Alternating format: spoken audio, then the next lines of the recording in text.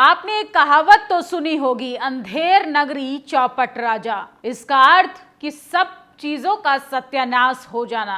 सबसे पहले आप ये वीडियो देखिए। तुम है ना इन बच्चों का भविष्य खराब कर रहे हो। कोई बच्चों का भविष्य बता दे रहा हूं, बच्चों का भविष्य खराब हो रहा क्या? तो देखा आपने वीडियो, किस तरीके से एक पुलिसकर्मी जो तमाम यूथ को जो सुधारने का, शिक्षा की तरफ ले जाने की बात कह रहा है, उसको किस तरीके से धमकाया जा रहा है और किस तरीके से उस व्यक्ति का ट्रांसफर कर दिया जाता है। इस देश में धर्म की राजनीति पर तमाम राजनेता कैसे राजनीतिक रोटियां सेकते हैं, ये तो तमाम लोग जानते ही हैं। लेकिन सोचिए किस तरीके से युवाओं को धर्म के नाम पर क्राइम के रास्ते पर ले जाया जा रहा है और कोई इस पर बात बहस करने को तैयार नहीं, बल्कि इसके फायदे गिनवाए जाते हैं। और किस ओर जा रहा है देश का यूथ। अंधेर नगरी चौपट राजा का एक किस्सा सुनिए।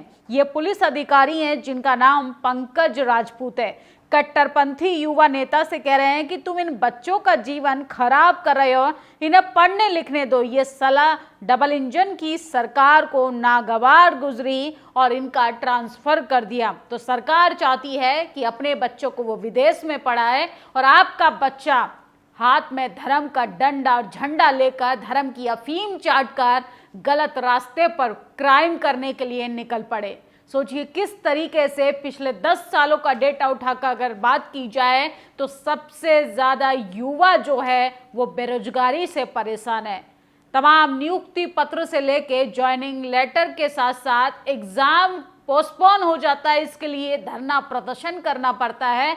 जब एक पुलिस अधिकारी कहता है कि इन बच्चों को मत खराब करो, इन बच्चों का भविष्य, इनको पढ़ने लिखने दो, इनको जीवन में कुछ बनने दो, तो सोचिए किस तरीके से डबल इंजन की सरकार इनका ट्रांसफर कर देती है। क्योंकि डबल इंजन सरकार जानती है कि अगर यूथ जो है वो जागरूक हो गया तो हमसे अपने अधिकारों की बात करेगा, हमसे अच्छे स्कूल अस्पतालों की मांग करेगा, नौकरियों की मांग करेगा, जो कि हम नहीं दे पाएंगे। इससे अच्छा है डबल इंजन सरकार चाहती है कि आप धर्म की अफीम चाटकर अपने रास्ते से गुमराह हों और आप लगातार हिंदू मुसलमान जैसे दंगों में अपनी जिंदगियों को बर्बाद कर दें। कितने युवा जो बेकसूर हैं उनको निशाना बनाया जाता है। और सोचिए इसमें कोई और नहीं, इसमें किसी नेता का बच्चा नहीं, इसमें कोई अमित शाह का बच्चा नहीं, इसमें किसी पॉलिटिशियन का नेता नहीं आता। इसमें गरीब, एसटी, एससी, ओबीसी समाज से आने वाले बच्चे निशाने पर चढ़ जाते हैं। तो आप भी सोचिए कि कहीं आप गलत रास्ते पे, गलत लोगों की संगत में तो नहीं, क्योंकि धर्म के नाम पर आपको गुमराह किया जा रहा है। असल में धर्म खतरे में नहीं है, ना ही ये राष्ट्र खतरे में है। खतरे में है आपके बच्चे का उज्जवल भविष्य, क्योंकि सरकार ने उसको अंधकार में ढकेलने के लिए धर्म का सहारा लेना शुरू कर दिया है। और ये बाबा है रामभद्राचार्य है। सोचिए किस तरीके से ये सरेआम अभी चर्चाओं का विषय बने हुए हैं और कह रहे हैं अभिनव अरोड़ा जो कि अभी नए नए बाबा बने हैं, उनकी सरेआम बेइज्जती करने का काम करें, उनको मंच से भगाने का काम करते हैं। जब एक टीवी चैनल जाकर पूछता है कि अभिनव अरोड़ा के बारे में आपका क्या ख्याल है, तो कहते हैं कि वो तो ढोंगी है, वो ड्रामा करता है, वो नाटक करता है।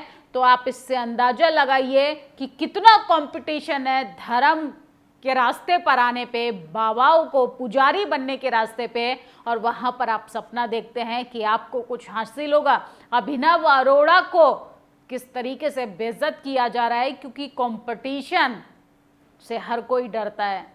चाहते हैं लोग कि इस तरीके से बच्चे धर्म में आकर प्रवेश न करें, क्योंकि अगर ऐसा होगा तो तमाम पाखंडवाद के नाम पर जो अपनी दुकानें चला रहे हैं वो सब बंद हो जाएंगी। अनिल यादव लिखते हैं, संत श्रोमणी रामभद्राचार्य जी महाराज से पत्रकारों ने अभिनव अरोड़ा पर सवाल पूछा। रामभद्रा जी ने कहा अभिनव अरोड़ा मूर्ख और ढोंगी लड़का है। वो कहता है कि श्री कृष्ण मेरे साथ स्कूल में पढ़ते हैं और पढ़ता भी हूँ, वो मेरे छोटे भाई हैं, इसलिए मैंने उसे भगा दिया। गुरुजी के चरणों में कोटि कोटि प्रणाम पहुँचे। तो सोचिए किस तरीके से अभिनव अरोड़ा को जब मंचों से भगा दिया जा रहा है, ST SC OBC को किस तरीके से जातिवाद का, भेदभाव का सामना करना पड़ता होगा। लेकिन आप लोगों को तो समझना है नहीं, आप लोगों को तो धर्म की चाशनी में डूबे रहना है। आपको नहीं समझ आएगा भी जब सब कुछ खत्म हो जाएगा। आपका बच्चा जब गलत रास्ते पे जाकर क्राइम करने लगेगा, सब कुछ बर्बाद होने के बाद पता चलता है कि तूफान कितना खतरनाक था, उसमें कितना कुछ उजड़ गया। इसलिए समय रहते हुए सचेत हो जाइए। और राम राज्य की खबर हम आपको बताएंगे जिसको सुनकर आपका कलेजा जो है वो फट जाएगा। लीज पर बिक रही बेटियां, कर्ज उतारने के लिए माँ बाप जो हैं बेच रहे अपनी बच्चियों को। 10 जिलों में प्रॉपर्टी की तरह खरीद फरोख्त हो रही है। बच्चियां बेची जा रही हैं, लड़कियां बेची जा रही हैं। इससे अंदाजा लगाइए कि देश, ये इस देश की बात बता रही हूँ, विश्व गुरु देश जिसका डंका विदेशों में बज रहा। देश के प्रधानमंत्री इस देश को विकसित भारत बनाना चाहते हैं। उस विकसित भारत में राजस्थान में 10 जिलों में 5 साल से लीज पर बेटियों को दिया जा रहा है। यह है बेटियों की विकास की कहानी। देश के प्रधानमंत्री महिलाओं को सशक्त करने की बात कहते हैं। भाजपा ने 20 साल झारखंड पर राज किया। राज नहीं, इन्होंने राज्य को लूटने का काम किया। सोचिए, 32 साल से कई पदों पर नियुक्ति नहीं हुई। अविनाश जिनकी नियुक्ति हुई, उनके जन्म से पहले ये पद खाली थे। आज कांठी झारखंड युवा अविनाश झारखंड के लोगों की सेवा कर रहे हैं। तो 32 साल से आदिवासी जो हैं वो सोचिए मजदूर बने हुए हैं। उनके लिए कोई भी वैकेंसी नहीं आती है, और जब आती है तो अपने नाना काका तमाम रिलेटिव्स की भर्ती की जाती है। और ये तस्वीर देखिए, तस्वीर में जो आपको शख्स नज़र आ रहे हैं ये हैं मोहित पांडे। पुलिस कस्टडी में इनकी मौत हो गई है। पुलिस कस्टडी में आजकल जिस तरीके से लोगों की मृत्यु हो रही है, लॉ एंड ऑर्डर के साथ साथ पूरी प्रशासन व्यवस्था पर भी सवाल खड़ा किया जा रहा है कि जनता की जिंदगियों के साथ कब तक खिलवाड़ होता रहेगा।